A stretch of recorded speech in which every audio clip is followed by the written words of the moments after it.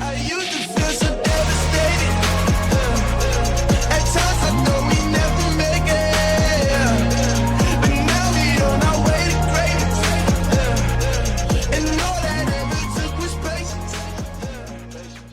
Alrighty guys, so here we go. I got all the crossbows laid out, and I have these two down here on a different gear set. We'll get to that a little bit. So I got the bolt casters first. We're going to start off with them right here. Now I'm going to go through the Qs and the Ws on this weapon because they're all the same. And then on the rest of the weapons, we're going to go over just the Es, because the Es is what make, you know, the weapon a little bit different.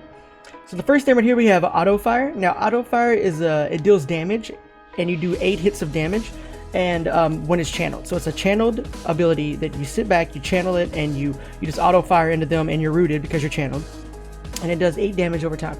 It's pretty good. It's kind of not like ideal because you don't want to be rooted for that long if you're not doing like a mega amount of damage, especially for like just your Q. Everybody goes for the explosive bolt.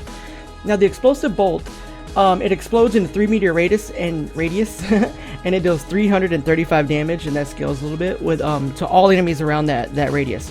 And it's really cool. You just put it down on the ground and it explodes, and it does a lot of damage to everybody around you. It's a really good way to spread damage and also have some AoE, especially for when you're doing like a single target weapon like this. Alrighty guys, and then also on the Ws here, we're going to start off with a knockback shot. Now this does 134 physical damage and knocks the target back almost 9 meters. It's pretty cool because like you can hit it. It's a really good way for you to get away from melee if you don't have certain things unlocked, but it's not the strongest in the W tree.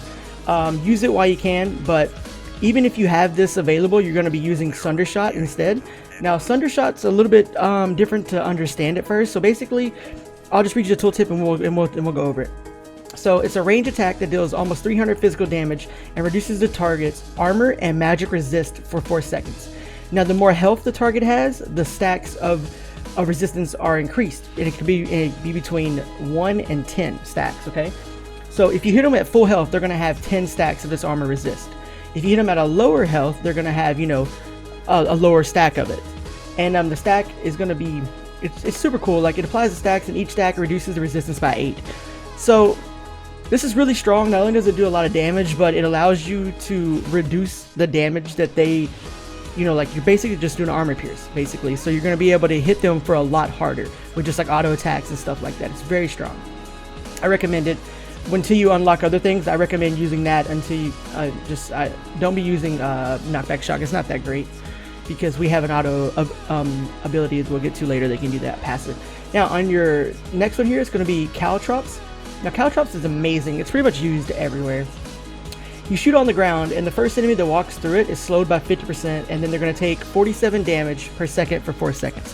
Now, a 50% slow is huge. Now, the best thing about this is, guys, it's instant, at low energy cost, 13 energy cost, and it's on a 4-second cooldown. Now, a 4-second cooldown is nothing, because you can drop 2 of these down before they even realize what's going on, and they're trying to chase you, if they're melee especially, and then they're slow. But this is also good for like big group content, small group content. This is really good, especially paired with the explosive bolt. These are a really good way to throw out some damage there. Now right here, noise eraser is what a lot of people use when they're in 2v2 hellgates and stuff like that. So you cast a bolt in the direction, and then you're gonna hit them, you're gonna silence them, and then you're gonna hit them for about 480 damage. It's the tooltip says 477. Like I said, all the damage kind of, you know, scales with like your specs and stuff like that and gear. But also, so this is amazing. So people go in there in 2v2 hellgates like with any kind of crossbow, and then they're gonna go in there with like a nature healer, and they're gonna have a silence. And the silence is really strong because you have to sacrifice gear or defensives to have this silence. It's very, very, very strong. It's really strong, especially in like I said, 2v2 hellgates and small scale content. All right, guys. Now that we got that out of the way, we're gonna go over the E's for the rest of them. And so this right here is going to be the Death Ward Climax. Now this thing is nasty. So you sit back and you channel, and you do 26 physical damage for up to 12 hits, but you channel it. So like boom, boom, boom, boom, boom, boom. And the damage is multiplied on each hit, and it stacks up to 12 times. So every time you hit them, the damage is multiplied. So more and more. So like, you know, 26 and then on and on and on and on. It's channeled. It's on a 20-second cooldown. It's pretty low cooldown. And what I was talking about earlier with like your gear set, this is how you want to pair this to stay alive. So basically when you get down to low health, you can use this at the beginning of the fight if you want. It's a 20-second cooldown. And then, or not, just however you want to play the game. and then wait to get down to low health, and then you're gonna pop your Bloodlust, and then pop your E, and then you just heal yourself back up to full. It's really strong, guys. This combo is really strong. It also works with, like, you know, the claws. The claws do the same thing with their E. Alright, guys, that's the bolt caster. So let's go ahead and move on over to the next weapon. Alright, guys, so the next weapon here is going to be the Weeping Rapier. And, like, nobody uses this, boys. Nobody uses this weapon. It's okay. So your E right here is going to be Explosive Mine. You place a mine on the ground, and it detonates when somebody steps on it, and it does, you know, damage. It does about 260 damage to all people around them in a 7-meter radius, and it can't be reflected. So I mean, like, it's okay. See, like, check it out right here. Like, you put it on the ground right there. You know, somebody walks over, poof, there's damage around there. But I mean, it's just not. You have to make people walk over it, and it's just something like that is just not, like, ideal. Nobody really uses it. It's not really utilized. Maybe in the future, guys, who knows. But this is a very short one for that because nobody uses it. Alright, let's go on to the next one, guys. Okay, guys, so the next one's going to be the light crossbow. Now, the light crossbow is kind of like the other one, except you're going to be able to fire an explosive shot into somebody, and then it puts a bomb on them. And then after a few seconds, the bomb explodes, and it explodes into almost 500 damage to all enemies in a 5-meter radius. This is way more useful than the other one, because this one, you know, you can hit them with it. You don't have to worry about, like, trying to, like, you know, make sure they walk over or something like that. So this is really good if you're, like, in a fight and you can put it in the back line of somebody, like, you know, the clothies, and then when it explodes, all the back line takes damage. It's really nice to put pressure on it. It's also good because it's a main hand, so you can actually have an offhand with this. So you can do a couple different things with your offhand. You can do, like, the horn. The horn's going to give you a cooldown modifier. You can use even the Crypt Candle with all the extra abilities there. You can use a shield if you want to have that. You can use Taproot if you want to be a little more tankier. You can even and then you can use the cheapest way to go is going to be a torch, cooldown modifier, and attack speed bonus. That would probably be the ideal way for me to go right there, guys. I would probably use the torch, and it looks pretty cool with, like, a little torch on there, you know, just like pop pop pop pop. You look like a little adventurer, right, boys? You guys are gonna make so much fun of me in chat for saying adventure. Alright, guys, let's go and move on to the next. Okay, so the next one here is going to be just your regular crossbow. This is the one that you were using whenever you first started leveling up crossbows. Same thing you have here on your E is going to be your Snipe Shot. Now this is going to be a channeled ability, so you're just going to, like, draw back your weapon and you snipe them, and then after a short 3-second cast time, you're going to hit them for a big amount of damage, boys. I've seen this scale to a pretty big amount of damage. It's still single target, but it's not too bad. It's a lot of damage. A lot of people use it in arenas sometimes for damage, you know, nothing too crazy.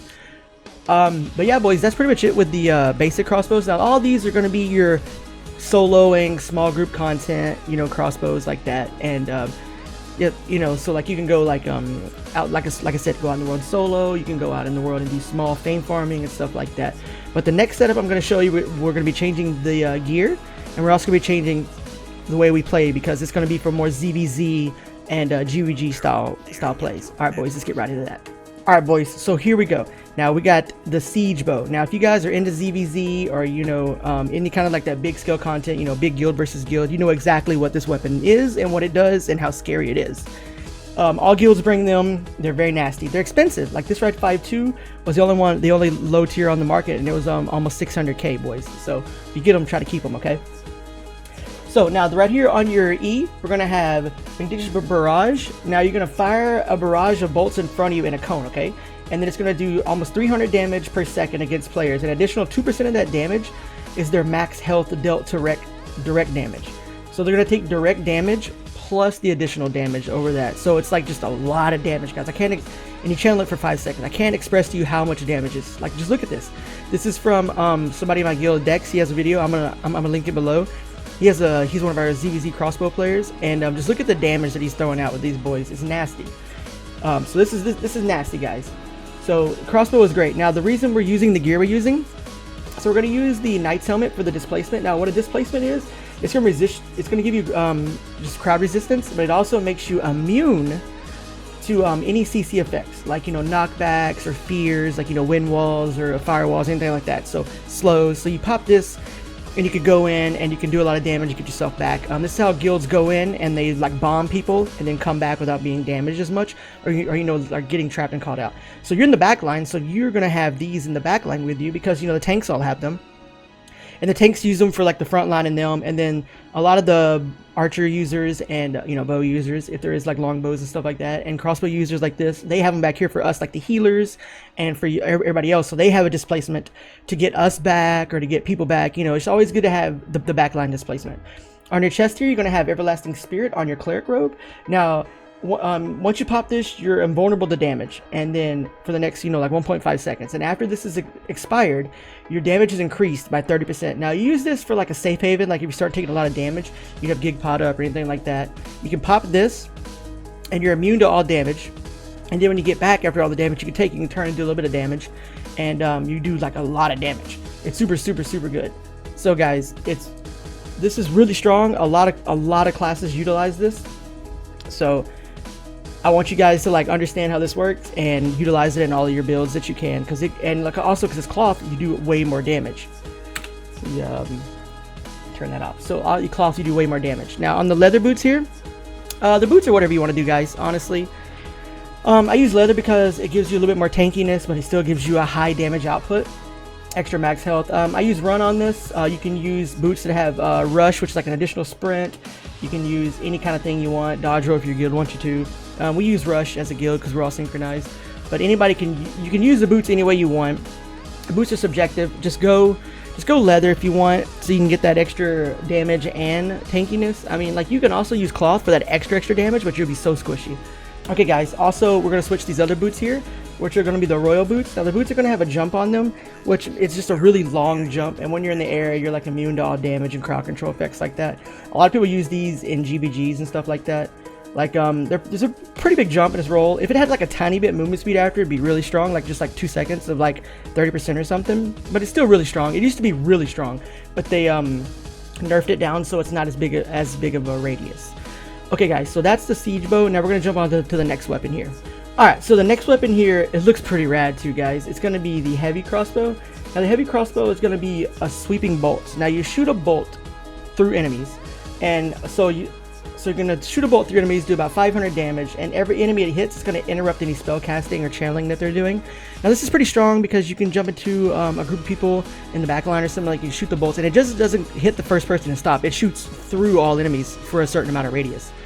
It's instant 20-second cooldown. It's pretty strong. Maybe you can carry one of these in your ZVZs with you just to have some extra something going on, but 99, maybe 98% of the time you're always going to be rocking the siege bow. Alright guys, so that's all the crossbows here. They're pretty simple.